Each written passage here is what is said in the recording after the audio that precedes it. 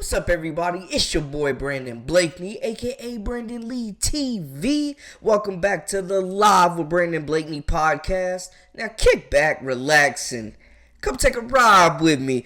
So how about those LSU Tigers surviving Tennessee 75-60 behind a season high in points from Hailey Van Lith? She's finding her stride. She silenced the haters today. The lights was on and she performed. LSU picks up another big win. And I ain't gonna lie to y'all. X and the rest of social media are calling for Tennessee guard Jasmine Powell's head after some suspect shot selection as well as some very suspect decision making. Tennessee was in this game up until the fourth quarter. But then it went south. But before we get into all that, make sure y'all hit that subscribe button for all the latest and the greatest. And join our memberships. We got that exclusive content coming daily, weekly, whenever you need it. Now, let's get into it. You are now locked into the Live with Brandon Blakeney podcast. Here is your host, Brandon Blakeney. This was a very physical and hard-fought game, especially on the glass. Now, LSU took a double-digit lead in the halftime and looked like they had this game well in hand. But in the third quarter, Tennessee, Rekia Jackson, and those Vols came storming back, outscoring LSU 19-10. But in the fourth, it was just too many bad shots, too many bad decisions, and just not a team effort out there, man.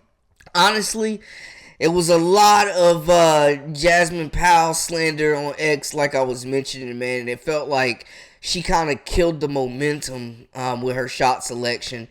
Tennessee ended up shooting 31.5% from the field. Every time they got hot, it was a bad shot, killed the momentum. They needed to get Rekia Jackson the ball more, but we'll get more into it. LSU shot a little better at 33.3% from the field. They knocked down almost half of their threes, though, 6 of 14. Meanwhile, Tennessee shot 3 of 18 from 3, one of their season lows at 16.7%. Against LSU's 42.9%. The free throw line was important for both squads. Tennessee left a few more at the line than LSU did.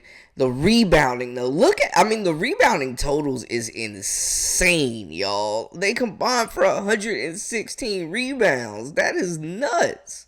LSU won the margin plus 60 rebounds, large in part to the usual suspects, Anissa Morrow and also Angel Reese. Just that positioning, their relentlessness, the motors on those two players, just crashing that glass, fighting for every rebound. It was crazy. And then you look at it, they lose the assist battle. Tennessee wins the assist battle. And then LSU, stepping up on defense, 5 blocks, 3 steals, 6 turnovers compared to 9 from Tennessee. And it wasn't necessarily just the turnovers that killed Tennessee as a team. It was also just the shot selection. Rekia Jackson played good. Anissa Morrow was hounding her the whole game.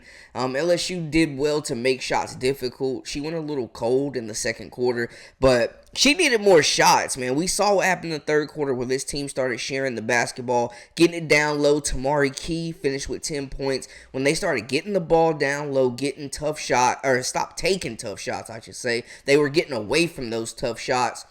They were getting points in transition. They were getting second chance points. And that's when we saw this team really close the gap and tie this game, man. Like, they were really in it. Jasmine Powell did some good things, but she also did some very bad things. For one, she got cooked by Hailey Van Lith, and we'll get into that. But the shot selection, it was at times, she was playing 1v4, 1v5 out there, man. Like, it was just, honestly, I gotta be real here.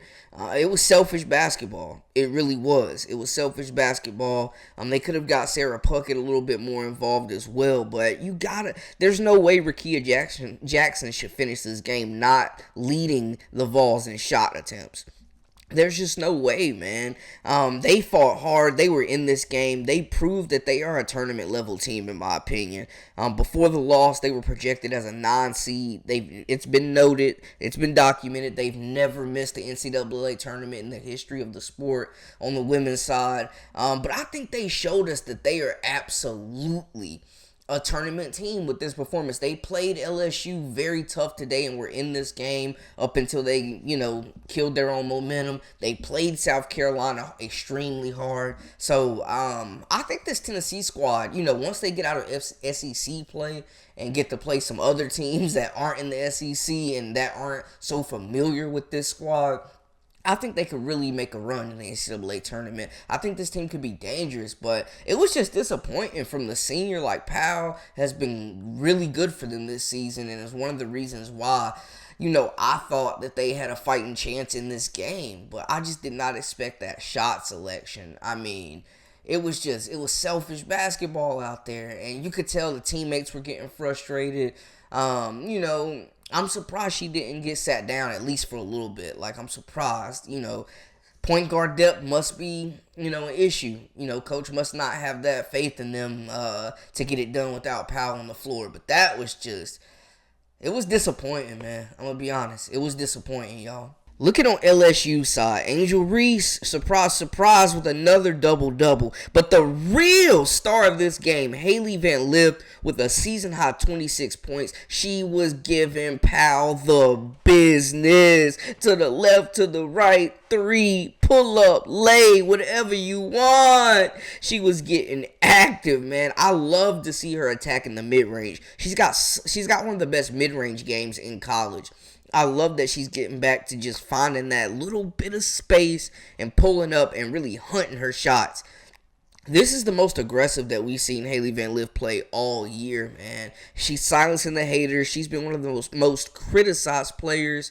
We've had a couple videos talking about her, and, we were asking, it was too early to tell when I made the initial video of, was the transfer the right decision, or did she mess up and should have stayed at Louisville? But, hey, man, I think a strong tournament run and a strong conference tournament and NCAA tournament run, she's going to have her name in them draft boards.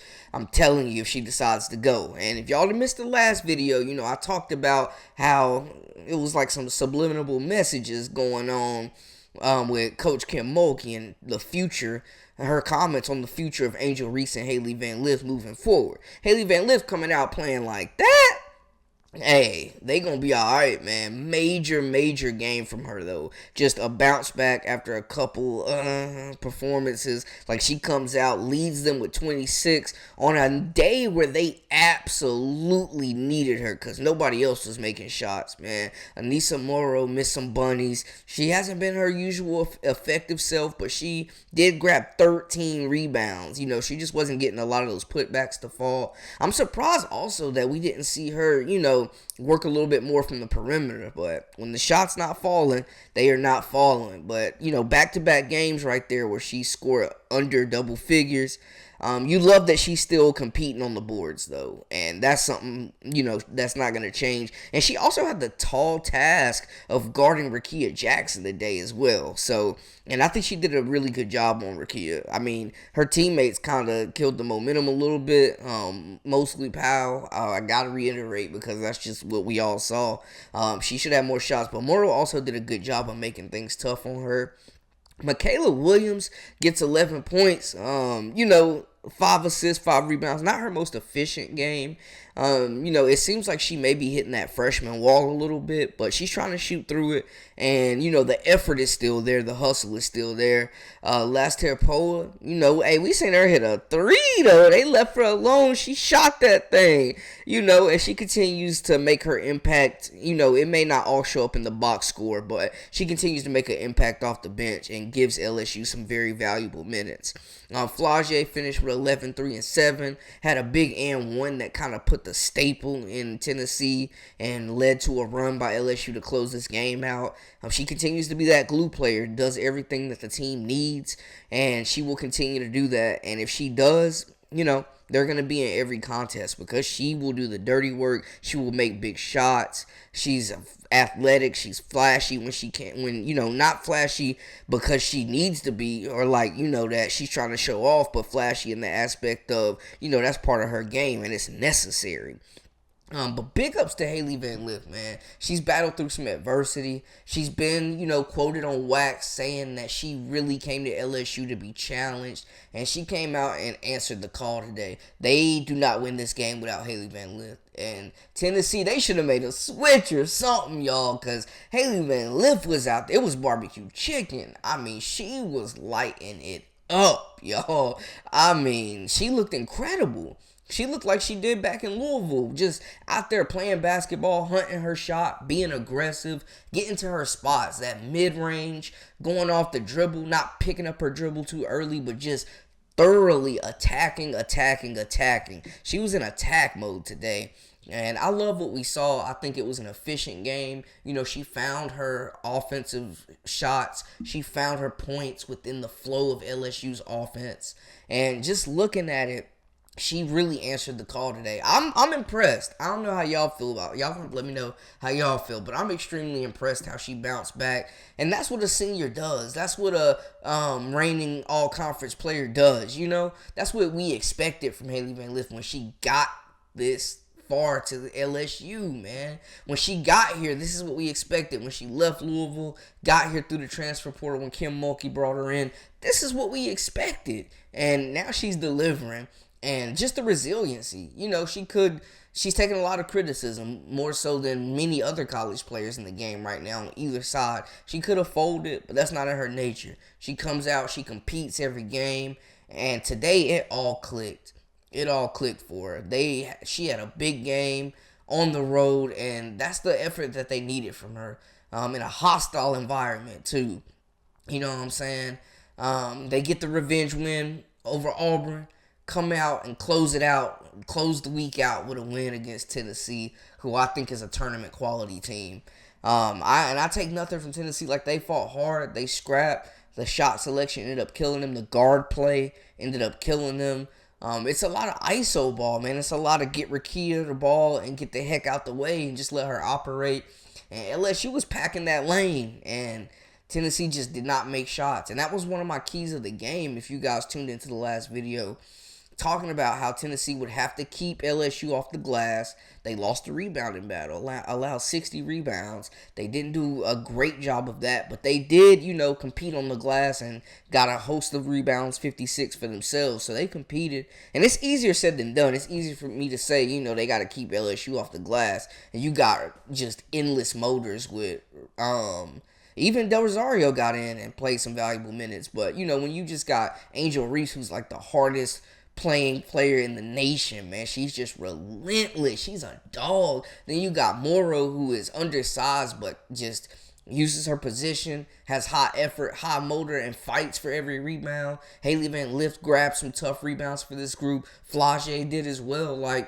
They rebounded as a team. Now, we talked about Tennessee trying to keep LSU off the boards. They didn't do that. On top of that, you have to limit LSU to one shot. They didn't do that a whole lot. On the other end, scoring the basketball, we said that those guards had to make shots, be efficient, and, find Rakia Jackson.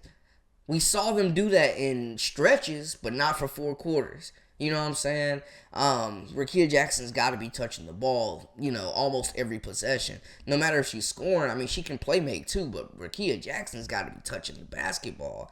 And that just did not happen. We saw that third quarter run. We saw what peak Tennessee could look like in that quarter. They were the better team. Fourth quarter, they couldn't close it out. Hailey Van Lith goes off. LSU gets in transition.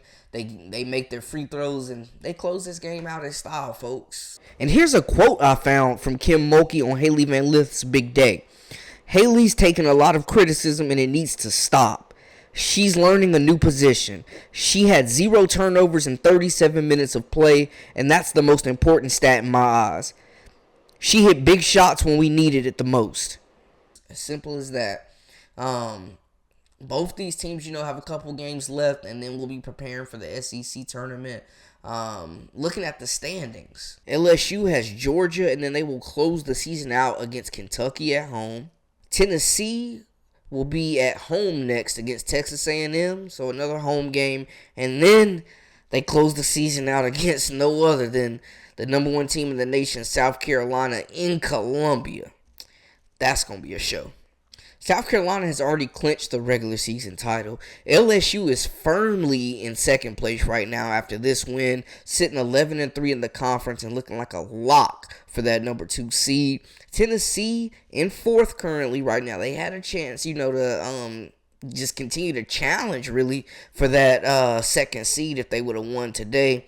They couldn't get it done. They fall to 9-5 in conference. So looking at the layout, we're getting a good feel of who the top seeds are going to be.